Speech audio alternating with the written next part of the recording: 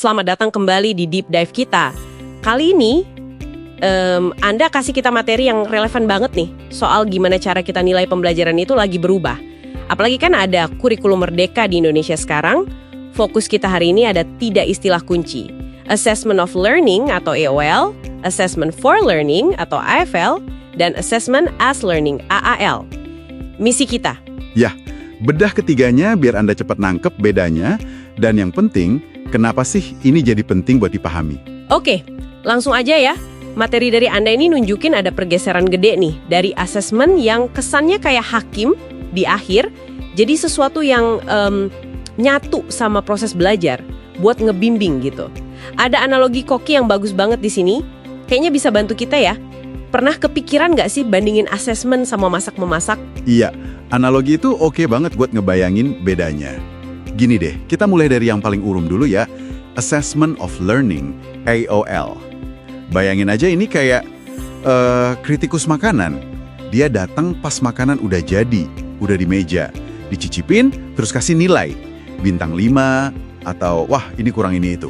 Sifatnya sumatif ya, ngukur apa yang udah dipelajari. Oh oke, kritikus makanan. Fokusnya di hasil akhir ya, udah jadi. Betul. Contohnya ya rapor, PAS, ujian sekolah, sertifikasi. Hasilnya buat laporan keluar, ke orang tua, ke sekolah lanjutan. Jelas ya, ini di ujung. Jelas-jelas. Nah, kalau Assessment for Learning, AFL, gimana tuh analogi kokinya? Nah, kalau AFL, bayangin kokinya lagi masak sup nih. Dia sambil masak, sambil cicipin terus. Kurang garam dikit.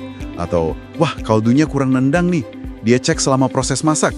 Tujuannya bukan buat kasih nilai ke sup saat itu juga, tapi biar bisa langsung dibenerin resepnya sebelum disajiin. Oh, jadi dia langsung perbaiki ya pas lagi prosesnya. Iya, itu dia. Ini asesmen formatif yang klasik. Guru pakai ini buat lihat pemahaman siswa secara real time. Terus dia bisa langsung nyesuaiin cara ngajarnya. Bisa lewat kuis pendek, tanya jawab di kelas, lihat-lihat hasil kerja siswa, umpan baliknya buat perbaikan saat itu juga. Menarik. Jadi bedanya bukan cuma kapan nilainya, tapi buat apa ya, fokusnya perbaikan selama proses. Kayaknya di materi ini ditekankan banget ya, umpan balik AL itu harus bisa langsung dipakai guru buat ubah cara ngajar. Mungkin besoknya atau bahkan saat itu juga. Tepat sekali. AL yang efektif itu ya gitu. Diagnostik buat guru. Datanya buat ambil keputusan ngajar. Nah, ini nyambung ke level berikutnya nih, yang menurut sumber Anda paling bisa bikin perubahan, yaitu Assessment as Learning, AAL. Oke, AAL. Kedengarannya lebih dalam nih. Kalau pakai analogi koki lagi gimana? Kalau AAL, ini kayak koki senior lagi ngajarin koki magang. Tujuannya bukan cuma nyuruh si magang, tambahin garam, tapi ngajarin dia gimana caranya nyicipin yang benar, gimana ngenalin rasa yang pas, standar kualitasnya gimana, terus akhirnya dia bisa mutusin sendiri buat benerin masakannya. Wah, jadi fokusnya pindah ke siswanya ya, biar dia yang belajar menilai? Betul. Siswa dilibatin aktif di proses penilaian, buat ngerti gimana sih cara mereka belajar, apa yang udah bagus, apa yang kurang, dan gimana caranya mereka bisa ngatur belajarnya sendiri ke depan. Ini udah masuk ke metakognisi, mikirin cara mikir sama regulasi diri. Metakognisi, keren juga. Contohnya gimana tuh di kelas? Bisa lewat penilaian diri, atau penilaian antar teman yang ada panduannya. Jadi, siswa belajar pakai kriteria buat nilai kerjaan sendiri atau temennya. Mereka jadi paham standar kualitasnya. Wow, jadi kamu al-al itu ngelatih koki magang, berarti kita pengen siswa nggak cuma masak, tapi benar-benar paham resepnya, prosesnya, standarnya sendiri ya. Ini kan perubahan peran yang, wow, lumayan gede ya. Nah terus, konsep AOL, AFL, AL ini nyambungnya ke istilah di kurikulum merdeka gimana? Kan tadi disebut tuh. Nah, ini penting biar nggak salah kaprah.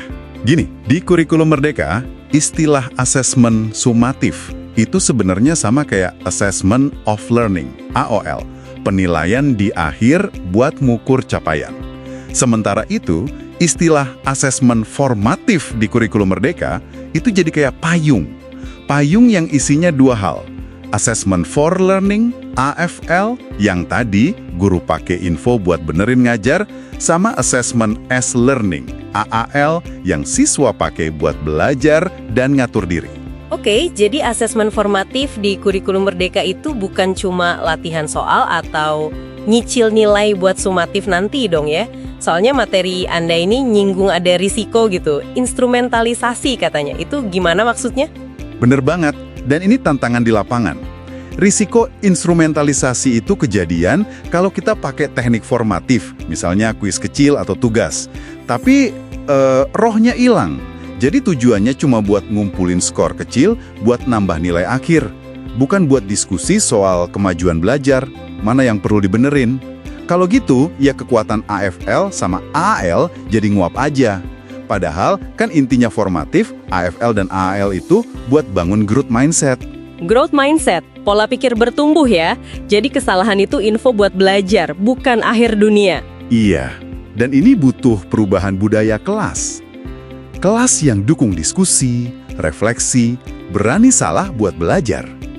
Kalau nggak ada perubahan budaya ini, ya asesmen formatif bisa-bisa cuma jadi kerjaan admin baru buat guru, bukan alat bantu belajar buat siswa. Materi Anda negasin itu. Poin bagus banget. Jadi implementasinya nggak cuma teknis masang kuis ya, tapi soal budaya sama mindset juga. Berarti kesimpulannya bukan milih salah satu dong ya, antara AOL, AFL, AAL. Sama sekali bukan. Tiga-tiganya punya peran sendiri di ekosistem asesmen yang sehat. AOL atau sumatif ya perlu buat akuntabilitas, buat sertifikasi. AFL penting buat guru biar ngajarnya pas sasaran. Dan AAL, nah ini krusial buat bangun kemandirian siswa biar dia bisa belajar sendiri nantinya.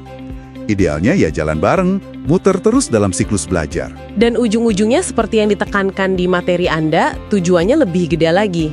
Ngebentuk pembelajar seumur hidup. Orang yang nggak cuma banyak tahu, tapi juga tahu gimana caranya belajar. Iya kan? Tepat.